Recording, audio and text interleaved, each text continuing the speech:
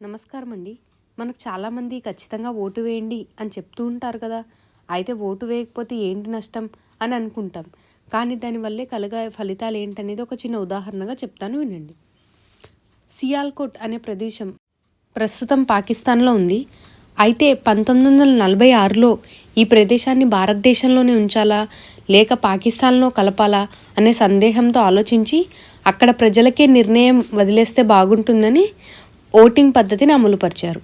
అప్పుడు ఆ ప్రాంతంలో జనాభా చూసుకుంటే 2,30,000 మంది భారతీయులు, అందులో 4వ వంతు పాకిస్తానీలు ఉన్నారు.